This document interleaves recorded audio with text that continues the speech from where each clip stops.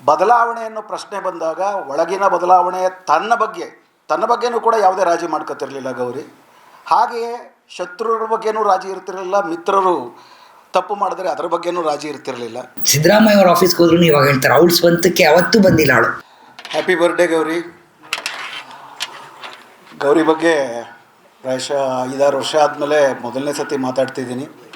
ವೇದಿಕೆಯ ಮೇಲಿರುವ ಬಹುಪಾಲು ಜನರಂತೆ ಗೌರಿ ಬಗ್ಗೆ ಮಾತಾಡೋದು ಅಂತಂದರೆ ಭಾಳ ಎಮೋಷನಲ್ ಆಗ್ತೀನಿ, ಅದರಿಂದ ಮಾತಾಡೋದು ಕಷ್ಟ. ನಾನು ಗೌರಿ ಬಗ್ಗೆ ಬರೆದಂಥ ಈ ಕವನವನ್ನೇ ಒಂದು ಸತಿ ಓದಿ ನಾನು ಮಾತು ಮುಗಿಸ್ತೀನಿ. ಅದು ಇವತ್ತೊಂದು ಬರದೆ ಅವೆರಡನ್ನು ಸೇರಿಸಿ ಓದ್ಬಿಡ್ತೀನಿ. ತಮಂದದ ಘನವು ಜಗವ ಆವರಿಸುವಾಗ ಲೋಕದುರಿಗೆ ತೆತ್ತುಕೊಂಡು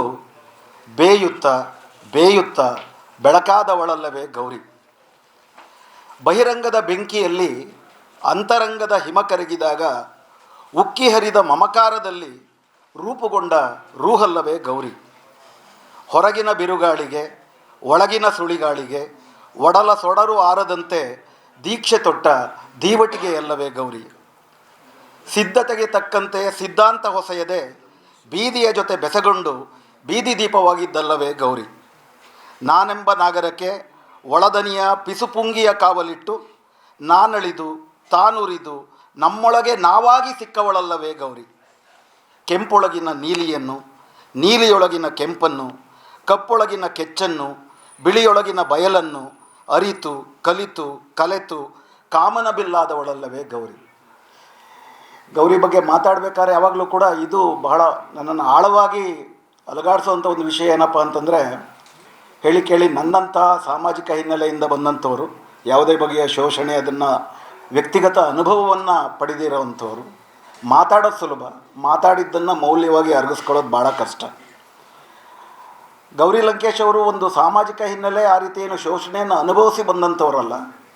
ಆದರೆ ಚಳುವಳಿಗೆ ಬಂದಾದ ಮೇಲೆ ಅವರು ಬಹಿರಂಗದ ಮೌಲ್ಯವನ್ನು ಅಂತರಂಗೀಕರಿಸಿಕೊಂಡಿದ್ದ ವಿಧಾನ ಏನಿದೆ ಅದು ನಮ್ಮೆಲ್ಲರಿಗೂ ಮಾದರಿ ಅಂತ ನನಗನ್ಸುತ್ತೆ. ಎಸ್ಪೆಷಲಿ ಸಮಾಜವನ್ನು ಬದಲಾಯಿಸಬೇಕು ಅಂತ ಬಯಸುವಂಥವ್ರಿಗೆ ಬಹಳ ದೊಡ್ಡ ಮಾದರಿ ಅಂತ ನನಗನ್ಸುತ್ತೆ. ಬದಲಾವಣೆಯನ್ನು ಪ್ರಶ್ನೆ ಬಂದಾಗ ಒಳಗಿನ ಬದಲಾವಣೆ ತನ್ನ ಬಗ್ಗೆನೂ ಕೂಡ ಯಾವುದೇ ರಾಜಿ ಮಾಡ್ಕೊತಿರಲಿಲ್ಲ ಗೌರಿ. ಹಾಗೆಯೇ ಶತ್ರುರ ಬಗ್ಗೆನೂ ರಾಜಿ ಇರ್ತಿರಲಿಲ್ಲ, ಮಿತ್ರರು ತಪ್ಪು ಮಾಡಿದ್ರೆ ಅದರ ಬಗ್ಗೆನೂ ರಾಜಿ ಇರ್ತಿರಲಿಲ್ಲ. ಸೆಪ್ಟೆಂಬರ್ 5ಕ್ಕೆ ಗೌರಿ ನೆನಪಲ್ಲಿ ಒಂದು ಕವನ ಬರೀತೀನಿ. ಜನವರಿ 29ಕ್ಕೆ ಒಂದು ವಾರ್ಷಿಕ ವರದಿ ಗೌರಿಗೆ ಕೊಡಬೇಕು ಅಂತ ಅಂದ್ಬಿಟ್ಟು ನನಗನ್ಸುತ್ತೆ. ಯಾಕಂದರೆ ನಾನು ಬರೆದಿದ್ದನ್ನು ಏನೋ ಎಡಿಟ್ ಹಾಕ್ತಿದ್ದಂಥ ಏಕೈಕ ಎಡಿಟರ್ ಗೌರಿಗೊಂದು ವಾರ್ಷಿಕ ವರದಿ. ಪ್ರೀತಿಯ ಗೌರಿ, ಹೇಗಿದ್ದಿ? By the way very very happy birthday. 64 ಅಂತಿದೆ, ನಾನು 66 ಅಂತ ಬರೆದು ಬಿಟ್ಟಿದ್ದೀನಿ. 66 ಆಗಿದ್ದು ಸುಮ್ಮನಲ್ಲ, ಪುಟ್ಟ ದೇಹದಲ್ಲಿ ಬೆಟ್ಟದಂಥ ತಾಯಿ ಮಮತೆ ಸುಳ್ಳೇನಲ್ಲ. ಅಂದಹಾಗೆ ಹೇಗಿದ್ದಾರೆ ಕಲಬುರ್ಗಿ, ದಾಬೋಲ್ಕರ್, ಪಾನ್ಸರೆ, ದೊರೆಸ್ವಾಮಿ, ಸುಬ್ಬಯ್ಯ, ಕೇಶವಮೂರ್ತಿಗಳೆಲ್ಲ ಕ್ಷೇಮವೇ? ನೆನ್ನೆ ಬಂದು ಸೇರಿಕೊಂಡರಂತೆ ಕಾರ್ಮಿಕ ನಾಯಕರು, ಅನಂತ ಸುಬ್ಬರಾಯರು.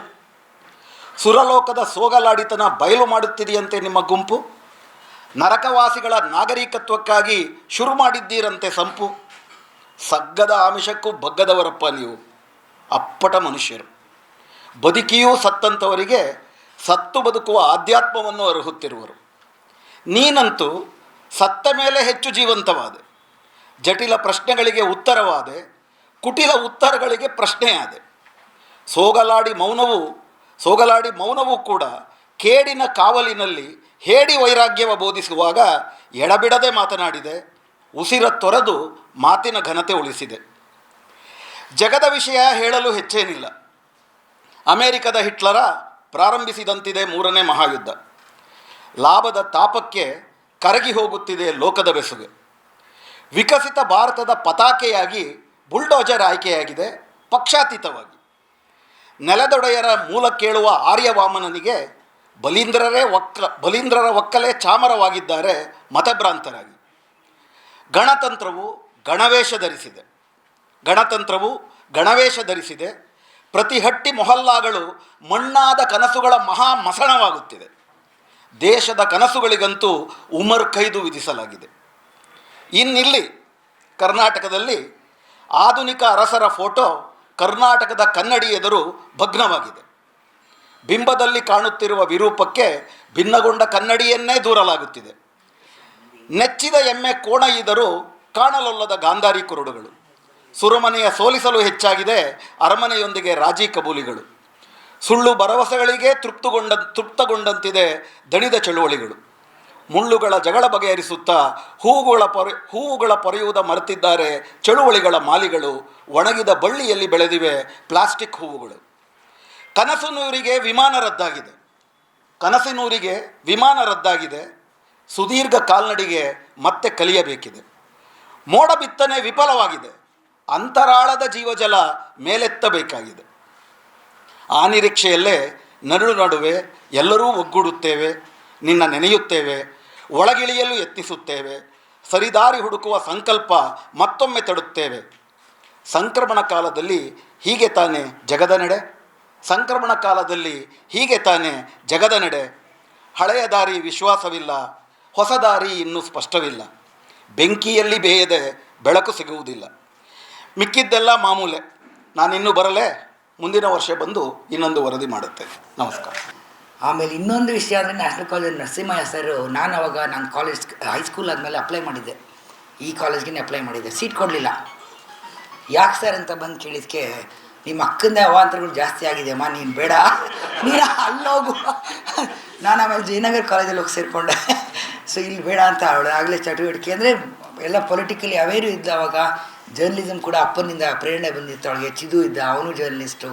ಸೊ ಈ ಥರ ಒಂದು ಆವಾಗಲೇ ಅವಳಿಗೊಂದು ಶುರು ಆಗಿತ್ತು ಅಂತ ಹೇಳೋಕ್ಕೆ ಇಷ್ಟಪಡ್ತೀನಿ. ಆ ಒಂದು ಇನ್ಸ್ಪಿರೇಷನ್ ಅಪ್ಪನ ಹಾದಿನಲ್ಲಿ ನಡಿಬೇಕು ಅಂತ ಅವಳು ಕೊನೆವರೆಗೂ ಅದನ್ನೇ ನಡೆಸ್ಕೊಂಡ್ಬಂದು. ಆಮೇಲೆ ಇನ್ನೊಂದು ವಿಷಯ, ವಿಜಯ್ ಆಗಲೇ ಹೇಳಿದರು, ನಾವೆಲ್ಲ ವಿಜಯ್ ಅಂತಿದ್ದು ವಿಜಯ್ಗೆ. ಅವಳು ಆ್ಯಕ್ಚುಲಿ ಗೌರಿ ಯಾವತ್ತೂ ಫಿಸಿಕಲ್ ಎಕ್ಸಸೈಸ್ ಮಾಡಿದವಳೆ ಅಲ್ಲ. ಅವು ಯಾವಾಗಲೂ ಒಂದು ಪುಸ್ತಕ ಕೊಟ್ಬಿಟ್ರೆ ಭಾಳ ಖುಷಿಯಾಗಿ ಕೂತ್ಬಿಟ್ಟವಳು. ನಮ್ಮನೆ ನಮ್ಮ ತಮ್ಮ ತುಂಬ ಸ್ಪೋರ್ಟಿವು, ನಾನು ಸ್ವಲ್ಪ ಸ್ಪೋರ್ಟಿವ್, ಯೋಗ ಮಾಡ್ಕೊಂಡಿದ್ದೆ. ಅವಳು ಯಾವತ್ತೂ ಮಾಡ್ತಿರ್ಲಿಲ್ಲ. ಒಂದೇ ಒಂದು ಸ್ಪೋರ್ಟಲ್ಲಿ ಗೆದ್ದಿದ್ದು ಅಂದರೆ ಅವಳು ಯೋಗನಲ್ಲಿ ಗೆದ್ದುಬಿಡಿದ್ಲು. ಹೇಗೆ ಅಂತ ನಾವೆಲ್ಲ ಶಾಕ್ ಆಗಿಬಿಟ್ರೆ, 3 ಜನ ಇದ್ದಂತೆ 3ನೇ ಪ್ರೈಸ್ ಬಂದಿತ್ತು ಅವಳಿಗೆ. ಸೊ ಬಂದ್ಬಿಟ್ಟು ಹೇಳ್ಕೊಂಡಿದ್ದ. ಅವಳು ಯಾವತ್ತೂ ಫಿಸಿಕಲಿ ಇಲ್ಲೂ ಅಷ್ಟೇ, ಈ ಕಾಲೇಜಲ್ಲಿ ಇದ್ದಾಗಲೂ ಸ್ಪೋರ್ಟ್ಸ್ ಏನೂ ಮಾಡ್ತಿರ್ಲಿಲ್ಲ. ಇದ್ದಕ್ಕಿದ್ದಂಗೆ ಸ್ವಲ್ಪ ವರ್ಷ ಆದಮೇಲೆ ಅಲ್ಲಿ ನಮ್ಮ ಬನಶಂಕರಿಲಿ ಗೋಲ್ಡ್ಸ್ ಜಿಮ್ ಅಂತ ಶುರುವಾಗಿತ್ತು. ಅವಾಗ ಬಾರೆ ಜಿಮ್ಗೆ ಹೋಗೋಣ ಅಂತ ಅವಾಗವಾಗ ಸ್ಪೋರ್ಟ್ಸ್ ಬಂದ್ಬಿಟ್ಟಿದೆ ಅವಳಿಗೆ. ಯಾವಾಗವಾಗ ಬ್ಯಾಡ್ಮಿಂಟನ್ ಆಡೋಣ ಅಂತ ಒಂದು ಸ್ವಲ್ಪ ದಿನ ಆಡೋಳು, ಬಿಟ್ಬಿಟ್ಟವಳು. ಹಿಂಗೆ ಜಿಮ್ ಹೋದಾಗ ವಿಜಯವ್ರು ಸಿಕ್ಕಿದ್ರು. ಅವಾಗ ಇನ್ನೂ ಸ್ಟ್ರಗ್ಲಿಂಗ್ ಆ್ಯಕ್ಟ್ರು ಪಾಪ. ಫೋಟೋ ಇಟ್ಕೊಂಡು ಬಂದು ನಮಗೆಲ್ಲ ನಾನ್ ಡೈರೆಕ್ಟರ್ ಅಂದ್ಬಿಟ್ಟು ಫೋಟೋ ಕೊಡೋರು. ಗೌರಿ ಪಾಪ ಇವ್ರು ಹೇಳ್ದಂಗೆ ಹೆಲ್ಪ್ ಮಾಡೋಳು. ಇವಾಗ ಅಫ್ಕೋರ್ಸ್ ಸೂಪರ್ ಸ್ಟಾರ್ ಆಗಿದ್ದಾರೆ. ಆಮೇಲೆ ಅವ್ರ ನಿಲುವುಗಳು ತುಂಬ ಚೆನ್ನಾಗಿದೆ. So I am proud. ಅದಲ್ಲದೆ ಗೌರಿ ಇದು ಅವ್ರದ್ದು ಹೇಳಬೇಕು ಅಂದರೆ, ಆಫೀಸಿಗೆ ಬಂದಾಗ ಅವಾಗವಾಗ ಇನ್ನೂ ಸ್ವಲ್ಪ ದುಡಿಯೋಕ್ಕೆ ಶುರು ಮಾಡಿದರು. ನಂಗೆ ನೆನಪಿದೆ, ಇನ್ನು ಯಾರೋ ಒಂದು ಹುಡುಗ ತುಂಬ ಕಷ್ಟದಲ್ಲಿದ್ದಾನೆ ಕಣ, ಒಂದು 25,000 ರೂಪಾಯಿ ಕೊಡೋನು, ಟಕ್ಕಂತ ಕೊಟ್ಬಿಟ್ಟು ಹೋಗೋರು. ಸುಮಾರು ಸತಿ ಈ ಥರ ವಿಧಿ ಹೆಲ್ಪ್ ಮಾಡಿದ್ದಾರೆ. ಸೊ ಅದು ಒಂದು ತುಂಬ ಹೇಳ್ಕೊಳಕ್ಕೆ ಇಷ್ಟಪಡ್ತೀನಿ. ಯಾಕಂದ್ರೆ ಗೌರಿ ಯಾರನ್ನೂ ಬಿಡಲ್ಲ ಆ ಥರ. ಅವಳದು ಸ್ವಂತ ಸಿದ್ದರಾಮಯ್ಯ ಅವ್ರ ಆಫೀಸ್ಗೆ ಹೋದ್ರೂ ಇವಾಗ ಹೇಳ್ತಾರೆ, ಅವಳು ಸ್ವಂತಕ್ಕೆ ಯಾವತ್ತೂ ಬಂದಿಲ್ಲ ಅವಳು. ಬೇರೆಯವ್ರ ಪರ, ಬೇರೆಯವ್ರಿಗೆ ಏನೋ ಲ್ಯಾಪ್ಟಾಪ್ ಬೇಕು, ಯಾರೋ ಒಬ್ರು ಕಷ್ಟದಲ್ಲಿದ್ದಾರೆ ಆ ಥರ ಇದರಲ್ಲಿ ಯಾವಾಗಲೂ ಕೇಳೋರು ಬೇರೆಯವ್ರನ್ನ. ಅದನ್ನು ಮುಲಾಜಿಲ್ಲದೆ ಅಂಕಲ್ಗೆ ಹೇಳ್ದಂಗೆ ವೈಯರೆಲ್ಲ ಹೇಳ್ತಾರೆ, ಅವ್ರು ಡೊನೇಟ್ ಮಾಡಿ, ಸಬ್ಸ್ಕ್ರೈಬ್ ಮಾಡಿ ಅಂತ. ಆ ಥರ ಅವಾಗಲೇ ಅವಳು ಪರ್ಸ್ನಲ್ ಲೆವೆಲಲ್ಲಿ ಯಾರ್ಯಾರಿಗೆ ಏನಾಗುತ್ತೆ ಅಷ್ಟು ಕಷ್ಟಪಟ್ಟು ಮಾಡೋಳು. So these some happy memories to share ಅನಿಸುತ್ತೆ.